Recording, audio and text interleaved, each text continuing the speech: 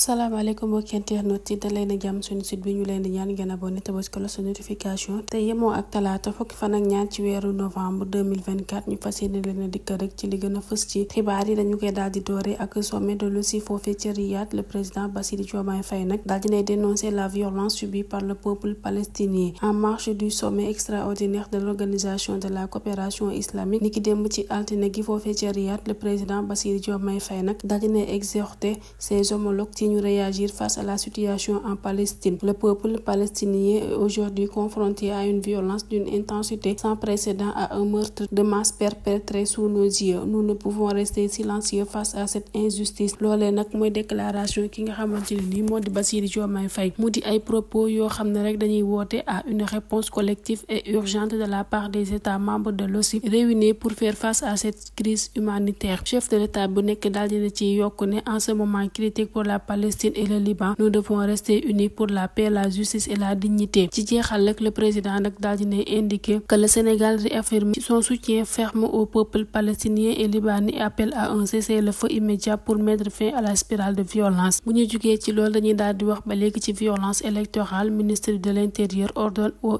FDS de fouiller les cortèges suite aux violences électorales survenues niki démb ci altine gi foofee ca Saint-Louis. Général Jean-Baptiste Tine nag daal dina ordonné à la police et à la gendarmerie ci ñu fouiller tout cortège suspect. communiqué bi nag la mu wax moo dina le ministre de l'Intérieur et de la sécurité publique daal dinañ leen informer qu'en dépit de toutes les dispositions prises pour permettre une campagne électorale apaisée, yenn ci ay acteurs nag dañuy daal di nourrir ay projets d'actes de violence et de sabotage contre des caravanes ak yeneen activités organisées par des listes concurrentes. Aussi met-il en garde les éventuels contrevenants à l'arrêté numéro 026 507 bu 22 octobre 2024 di interdire le port d'armes de toute catégorie et de matières explosives du 17 octobre au 17 décembre 2024 que des instructions fermes ont été données aux forces de sécurité pour fouiller systématiquement les personnes et les cortèges considérés comme suspects et que la découverte de toute arme par nature ou par destination entraînera l'application des sanctions prévues par la loi. ca noonee nag ngir mieux assurer l'ordre et la sécurité publique, ministre bi nag daal dinay sàkku ci parti politique yi, coalition de partis politiques yi légalement constitués ak it ay entités regroupant des personnes indépendantes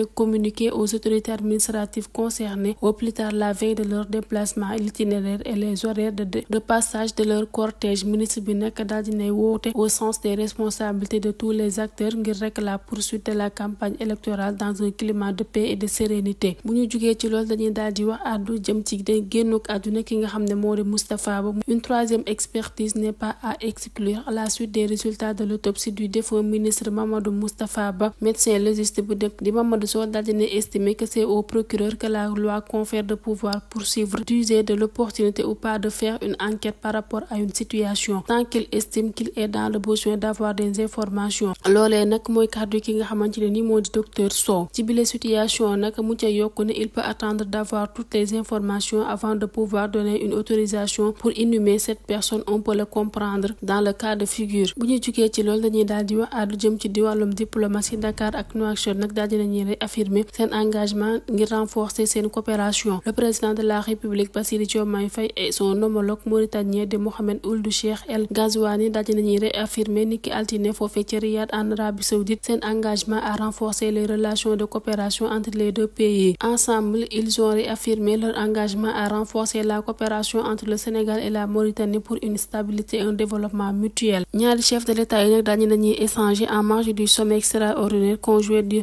suivi arabo-islamique consacré à la situation en Palestine et au Liban qui s'est ouvert ce lundi dans la capitale saoudienne. Bi le sommet de l'organisation de coopération islamique nag divisé à renforcer le soutien et la solidarité de la Oumma islamique envers ces deux pays et à promouvoir une paix durable dans la région. bu ñu jugee ci loolu dañuy daal di wax àddu jëm ci expiration des accords de pêche avec le Sénégal. Délégation de l'Union européenne au Sénégal dinañ daal di organiser niki tey ci altine gi ab point de presse portant sur les accords de pêche diggante Sénégal ak Union européenne et qui arrive à expiration dimanche prochain. Union européenne nag di fàttali que le protocole de mise en œuvre de l'accord de pêche entre le Sénégal et l'Union européenne s'achève le 17 novembre 2024. ci bile occasion nag monsieur Jean-Marc Pisani di ambassadeur bu Union européenne au Sénégal daal dinay adressé aux médias nationaux et internationaux à la délégation de l'Union européenne au Sénégal. Le protocole d'accord a été signé par l'État du Sénégal et l'Union européenne le 18 novembre 2019 pour une durée de 5 ans.